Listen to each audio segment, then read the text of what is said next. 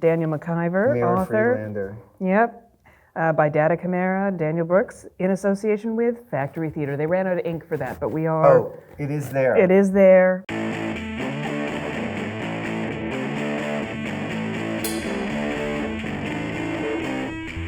Well, my first memory of Factory is hearing stories about Factory. Mr. George F. Walker had a play on, and apparently the critic of the day, what was her name? She was well before your time. She was Gina Mallet.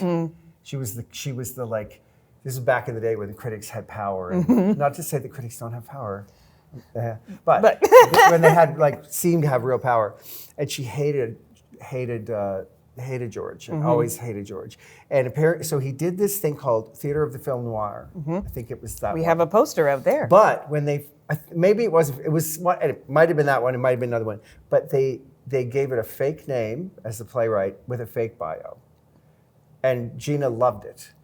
And then they called her on it. So there was that kind of like mischievous kind of, now that I think about it, kind of boyishly bratty kind of vibe. Yes. And then I ended up here with Daniel Brooks. And Daniel kind of was this wonderful bridge. And Daniel said, "Why do you want to do a one-man show?" And I said, "Well, I think it's really important to give voice to these sort of othered people, these outsiders." And he said, okay. But a one-person show, like, why is it, if it's just because you want to be a star, that's okay.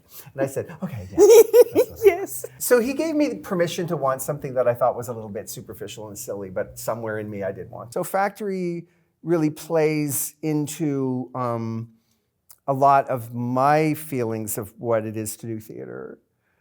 I'm I'm Marxist-y.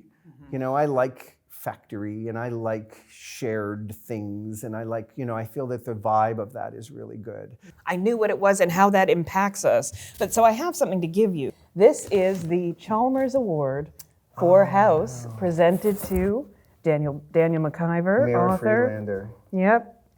By Data Camara, Daniel Brooks, in association with Factory Theatre. They ran out of ink for that, but we are. Oh, it is there. It is there, but they just ran Isn't out that of ink. great? Because it should have been to mine. Yeah. Well, it is now. It is now. Well, that's wonderful. Well, thank you We very held much. on to it. Maybe the thing that theater has most in common with is sculpture. You know that thing about this, it's in there, you just have to keep taking the stone away until it reveals yes. itself. That's what it feels like with, plays. It's like, I'm sure there are I'm sure Carol Churchill and Tom Stoppard are they're big idea people, and they go in and they do their thing. But I think generally I feel like it's let the thing tell you what it is.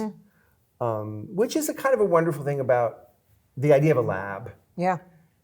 We need to have places where we can fail beautifully, and in exciting ways, and not be expected to corporatize, productize, monetize everything all the time. We need this, I think you said oxygen. How I think of myself as artistic director is of kind of growing or shrinking to fill where I see the gaps. And sometimes there are no gaps, right? Sometimes there are no gaps, and one must recognize that if there are no gaps, me inserting myself is as detrimental.